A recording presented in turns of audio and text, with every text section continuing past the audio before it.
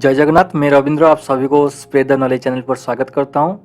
आज हम सीखेंगे new changes in direct tax payment system by CBDT यानी कि central board of direct tax which is applicable from 1 अक्टूबर 2022।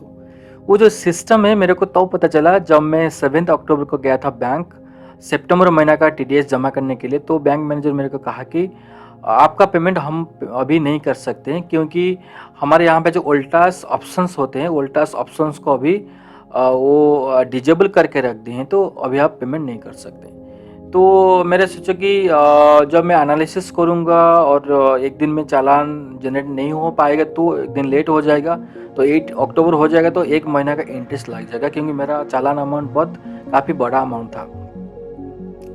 तो बैंक मैनेजर मेरे को सजेस्ट किए कि वो जो न्यू सिस्टम किए हैं, न्यू सिस्टम अंदर में सारा बैंक अभी नहीं आए हैं, शायद कुछ ड्यूरेशन अंदर में वो आ जाएंगे। यहाँ पे स्टेट बैंक ऑफ इंडिया अभी नहीं आए हैं, तो आप स्टेट बैंक इंडिया जाएंगे तो वहाँ पे आप कर पाएंगे। तो वही मैं किया हूँ, स्टेट बैंक गया और इन्हें प्रैक्टिस करके चालान मेरा रिसिप्ट ले गया था। मेरा मन में कई बार क्वेश्चन भी आया है कि जो सिस्टम है वो सिस्टम क्या है। तो मैं काफ़ी बार यूट्यूब गूगल पे सर्च किया हूँ लेकिन मेरा पास कोई भी रिजल्ट नहीं आए हैं। तो मैं आज एनालिसिस किया था उनका जो थ्योरीज को लेकर के, और ट्रायल बेसिस में 2 चालान में जनरेट किया था। एक तो आपका एडवांस टैक्स से और एक टीडीएस से, और वो भी सक्सेस हो गए हैं और मेरा पास चालान भी ऑटोमेटिकली जनरेट करके मेल पे आ गए हैं।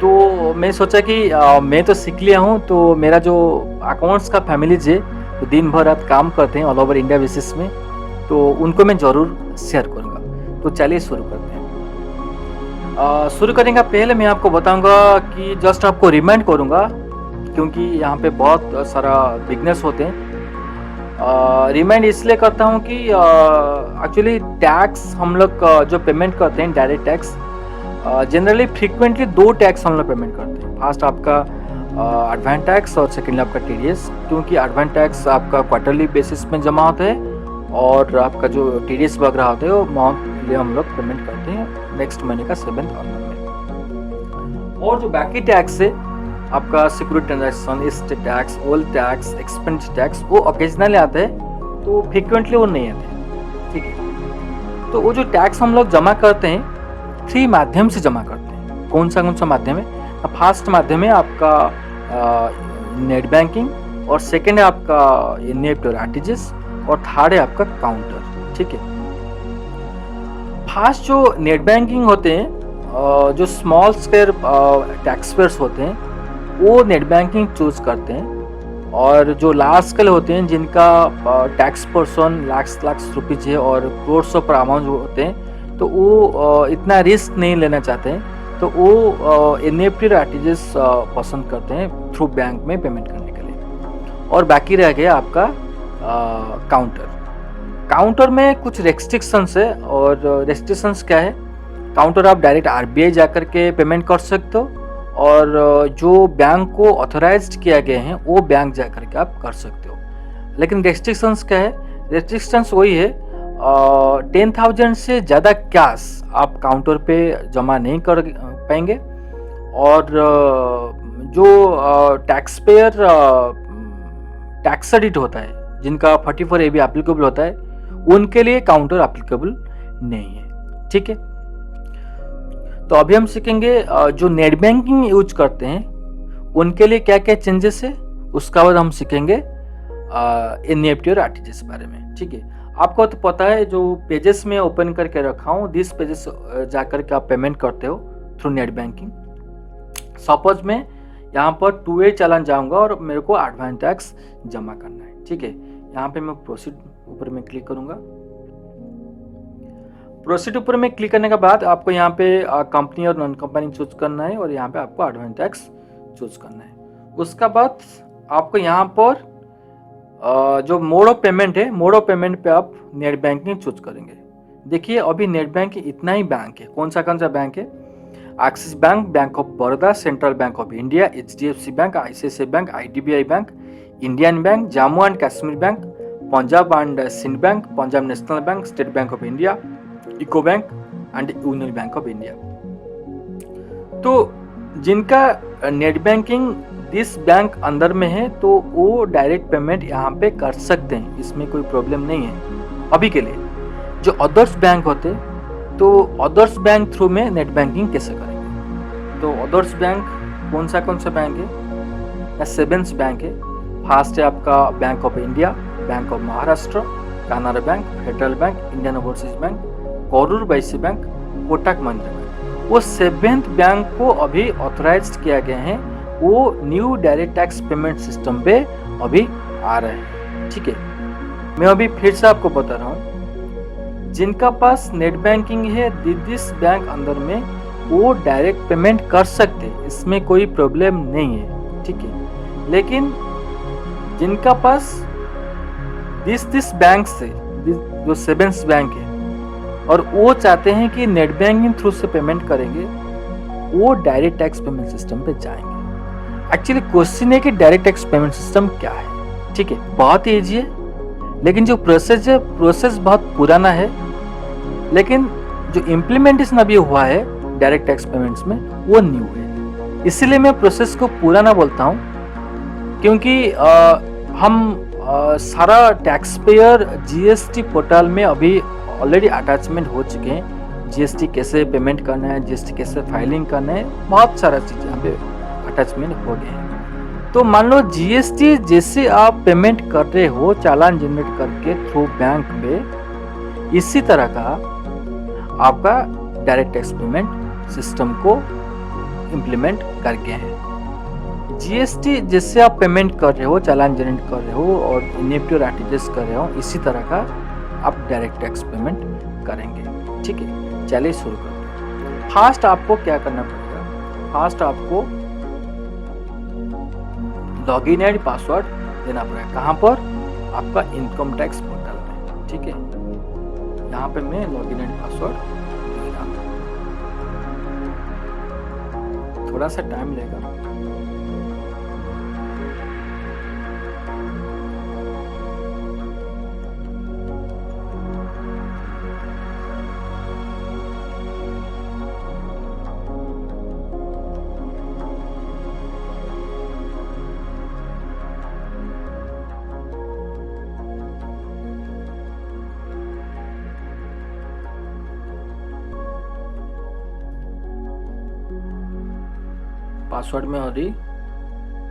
पासवर्ड में ऑलरेडी डाल चुका हूँ। यहाँ पे आपको कंटिन्यू जाना है।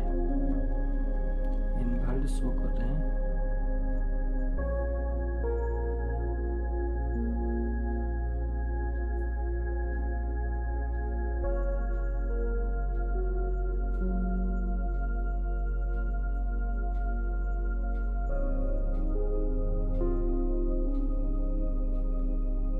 देखिए अभी आपका ओपन हो गया है। आपको उसका पास जाना है ई फाइल। ठीक है, ई फाइल का बाद आपको ई पे टैक्स पर जाना है। ठीक है, उसका बाद देखिए यहाँ पे आपको बोले कि please click on new payment of tax payment through net banking, debit card, over the counter और एनईएफटी आरटीजीएस, जो सेवेंस बैंक में अभी बता रहा था। यहाँ पे भी वो बैंक डिटेल्स पे दिया गया है। देखिए, bank of India, bank of Maharashtra, Canara bank, federal bank, Indian overseas bank, Karur Vysya bank, Kotak Mahindra bank. ठीक है, और आप नीचे में आएंगे, आप देखेंगे कि यहाँ पर भी कुछ बैंक दिए हैं। जो बैंक डायरेक्ट जो ई पेमेंट टैक्स हम पहले जो चूज करा था इस साइट में। ठीक है, यहाँ पे आप देखेंगे तो ऑटोमेटिकली दिस साइट को चला जाएगा। और एक्सिस बैंक है, bank of Baroda, central bank, जो भी बैंक अभी को बता रहा था, वो बैंक डायरेक्ट आप पेमेंट कर सकते हो। वो अभी ऑथराइज्ड में नहीं आ रहे। हम यहाँ पे तो नहीं करना है, क्योंकि हम न्यू टैक्स पेमेंट पे जाना है जो सेवेंस बैंक अंदर में। तो आपको यहाँ पे क्या करना पड़ेगा? न्यू पेमेंट पे क्लिक करना पड़ेगा।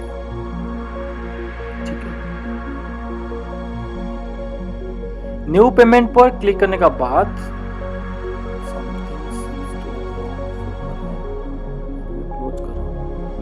ठीक है, यहाँ पे आपको वहाँ पर जाना पड़ेगा। देखिए यहाँ पे आपको है income tax 100 self tax assessment theory, यहाँ पर आपको दिया गया है, आपको यहाँ पे प्रोसीड करना है। ठीक है, प्रोसीड करने के बाद आपको यहाँ पे असेसमेंट चूज करना है। सपोज यहाँ पे मैं 20 और माइनर हेड यहाँ पे आपको चूज करना है, अर्बन टैक्स मेरे को देना है तो चूज करना है। ठीक है, और उसका बाद कंटिन्यू पर क्लिक करेंगे। ठीक है, तो कंटिन्यू पर क्लिक करने का बाद सपोज यहाँ पे मैं 100 रुपीज पुटिंग कर रहा हूँ। ठीक है, उसका बाद आपको कंटिन्यू पर क्लिक करना है।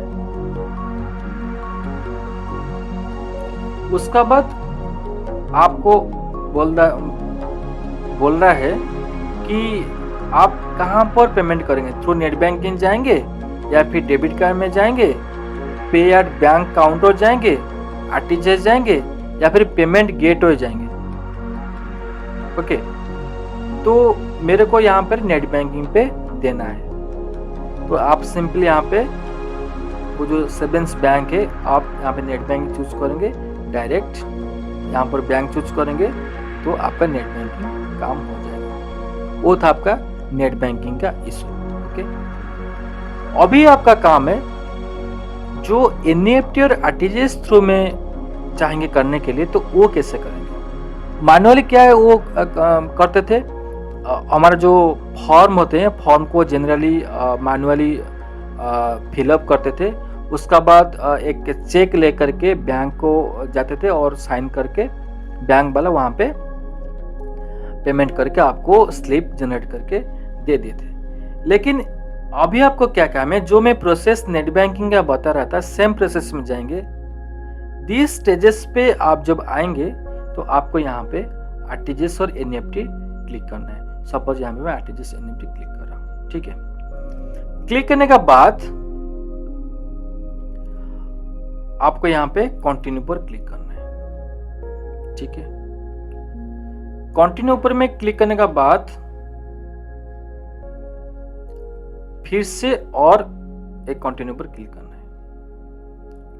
उसका बाद आपका चालान जनरेट हो गया है। पिछले वाला आप जो मैनुअल जनरेट करते थे आपका बहुत सारा चीज यहाँ पे ध्यान रखना चाहता था कि आपका पैन नंबर, आपका डेट और अमाउंट, वार्ड्स, फिगर्स, बहुत कुछ लिखना पड़ता था। यहाँ पे कुछ नहीं लिखना चाहिए, आपको ओनली अमाउंट चूज करना है और उन्हें क्लिक करना है। और यहाँ पे डाउनलोड मैंडेट फॉर्म यहाँ पे भी ऑप्शन दिया रखे हैं और नीचे में भी है डाउनलोड मैंडेट फॉर्म, आप वहाँ पे डाउनलोड करेंगे। ठीक है, देखिए यहाँ पे डाउनलोड हो गए हैं, डाउनलोड में ओपन करूँगा।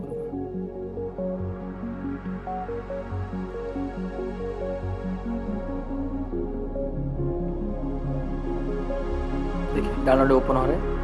डाउनलोड ओपन होने के बाद आपको अभी क्या करना है, यहाँ पर आपको नेम ऑफ द रिमीटर का नाम यहाँ पे लिखना है और जो चेक जो बैंक में आप कर रहे हो बैंक का अकाउंट नंबर लिखना है, चेक नंबर लिखना है, चेक डेट देना है, कॉन्टैक्ट नंबर देना है। इसीलिए वो ब्लैंक रखे दिए हैं क्योंकि वो जो चालान है, चालान का वैलिडिटी 15 डेज है, जैसे कि आपका जीएसटी है। ठीक है, अभी देखिए मैं 22 तारीख को अभी चालान जनरेट किया हूँ, मेरे को वैलिड दिख रहा है 6 नवंबर को, तो वो 6 नवंबर मतलब को आपका 15 डेज का वैलिड रहता है। ठीक है, उसका बाद आपको जाना है नीचे पे आपको यहाँ पे डेट पुटिंग करना है और यहाँ पे आपको सिग्नेचर डालना है। इसीलिए डेट ब्लैंक है, आप चाहेंगे तो 15 डेज अंदर में कर सकते हो, तो इसलिए डेट यहाँ पे मेंशन नहीं है, यहाँ पे सिग्नेचर करेंगे। तो इतना ही काम है, यहाँ पे डेट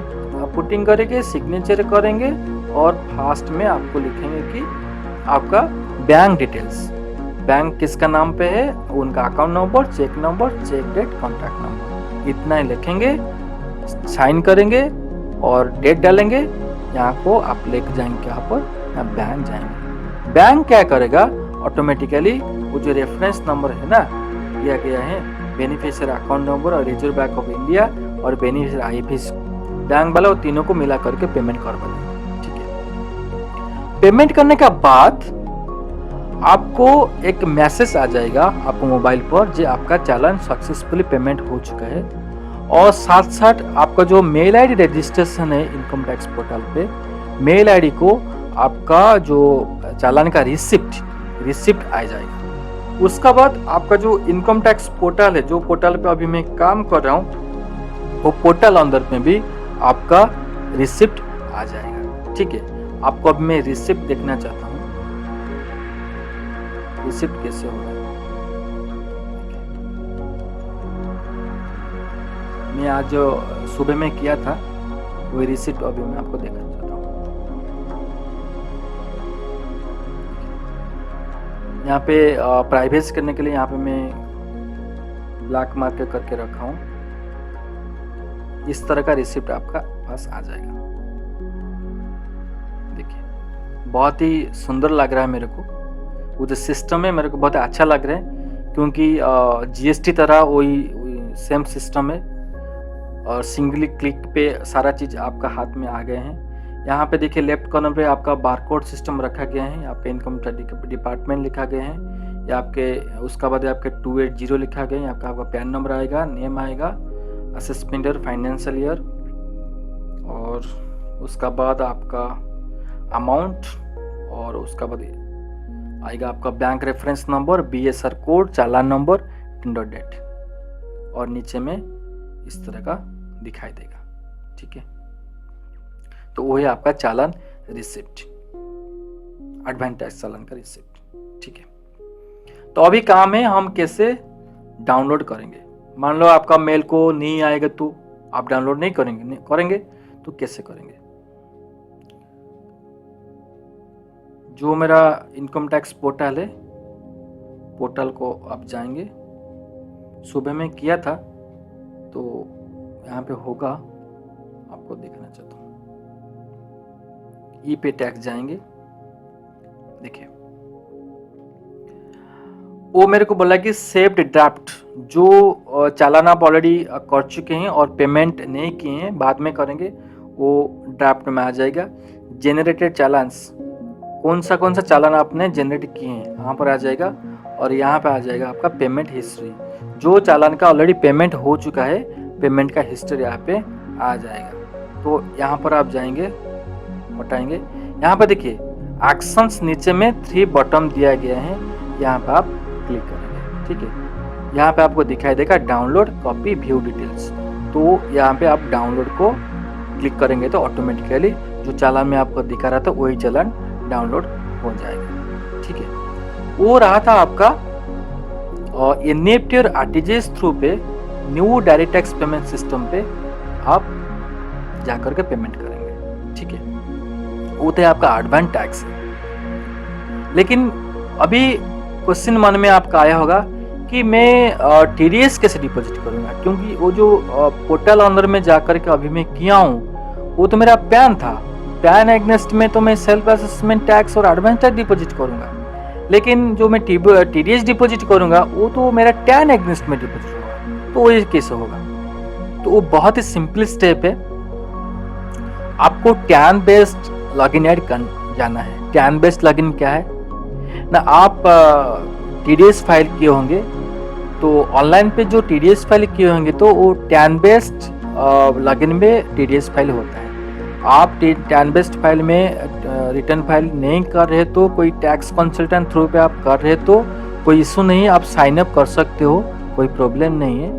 आप जो खुद टीडीएस रिटर्न कर रहे हो तो आपका पास लॉगिन एंड पासवर्ड होगा, तो वो आप यहाँ पर प्रेस करके जा सकते हो। सिंपली आपको क्या करना है, सेम इनकम टैक्स पोर्टल जाना है, लॉगिन करना है, और आपको यहाँ पे टैन नंबर देना है। यहाँ पे देता हूँ,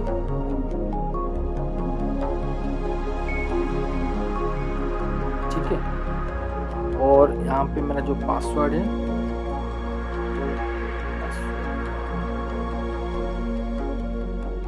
मिल गया पासवर्ड मेरा है।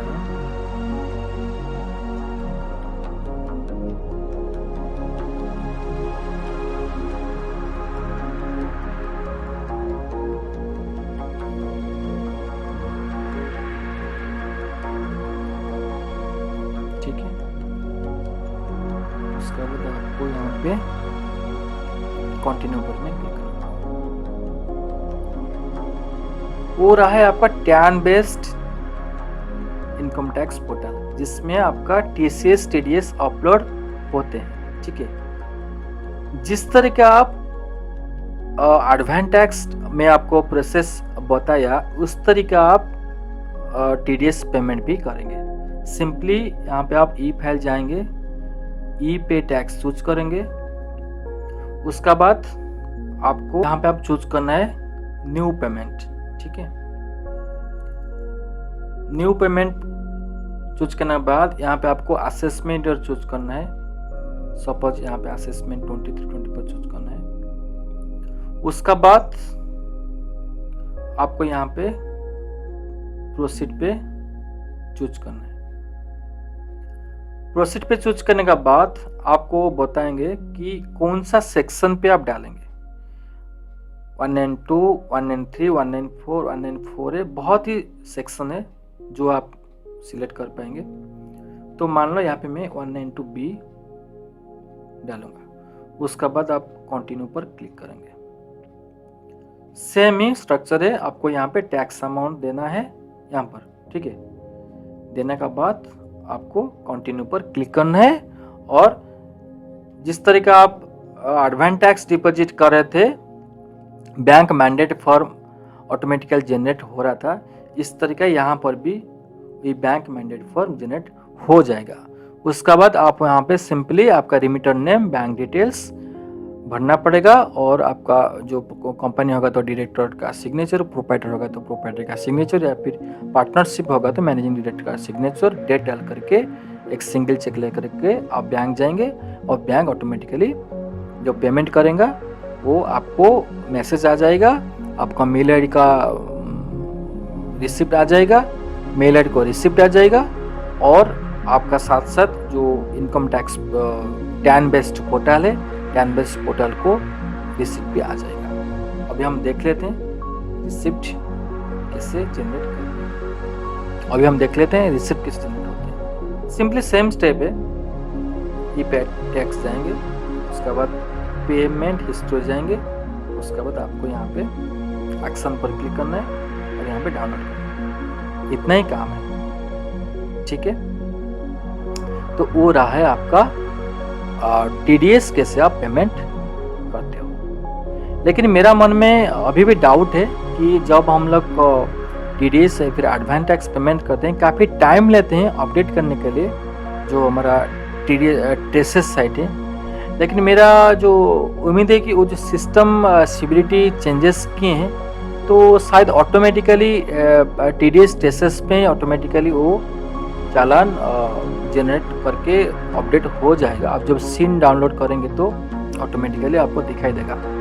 मेरा वही मानना है, लेकिन मेरे को पता नहीं है, तो पता चल जाएगा कल में जब चेकिंग करेंगे। तो उम्मीद करता हूँ मेरा वीडियो आपको ज़रूर पसंद आया होगा। अगर मेरा वीडियो आपको पसंद आएगा तो वीडियो को लाइक, शेयर, कमेंट और सब्सक्राइब करना बिल्कुल मत भूलिएगा। तब तक के लिए जय हिंद, नमस्कार, जय जगन्नाथ, टाटा, बाय बाय।